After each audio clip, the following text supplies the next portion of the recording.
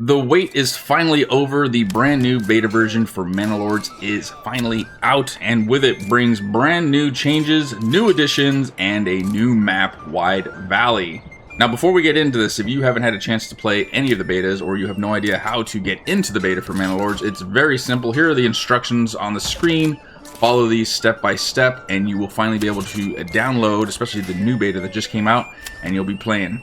Now, I gotta be honest, I'm very excited, and as soon as I am done here, I am going to get right into it and start making a new playthrough series with the new map, Wide Valley, definitely. The major changes are the big things that we're going to be focusing on within this video, but there are a multitude of minor changes to include general changes, AI, balance, cosmetics, UI and text, bug fixes, logistics, pathfinding, you name it. They've probably gone through and at least fixed and or tweaked many of the things inside Manor Lords. But when we get into the major aspects of the game and what it has changed, we're going into a new UI. Main HUD has been refactored, a new layout, features, and art.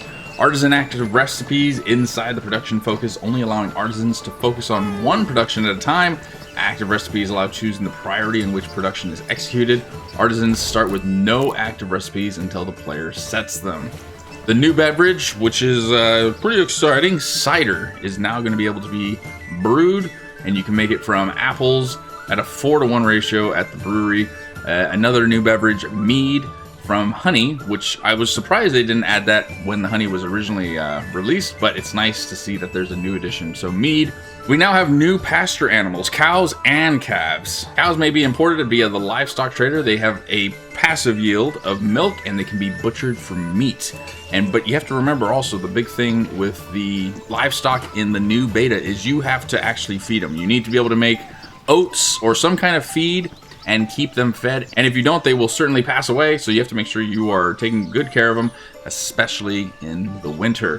Which brings us into the new crop that's going to be able to be used for animal feed, which is oats. So now we have a new little crop that we can plant, and it's going to look very pretty out there, but that goes right directly into the new commodity, which is animal feed.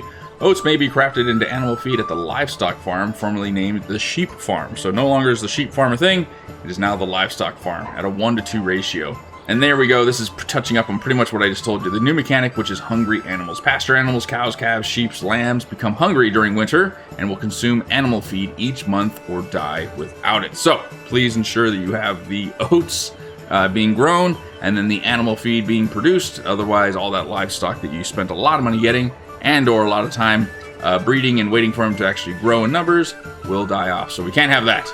You're also going to be able to get cheese now as a result of the milk and salt. So any of those areas that are rich in salt, no longer do you just have to trade and make sausages only. You can now make delicious cheese, which is going to be quite exciting. There is a new building though, however, with the new beta, and that's going to be the construction yard. And with it, workers will store construction materials and distribute the building sites via hand carts to improve logistics.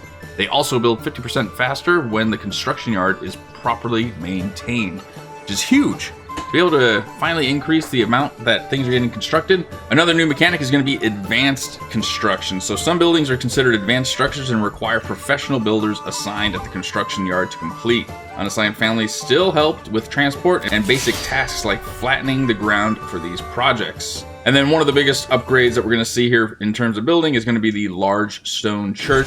Very excited to see that, as well as just the mechanics of it being built.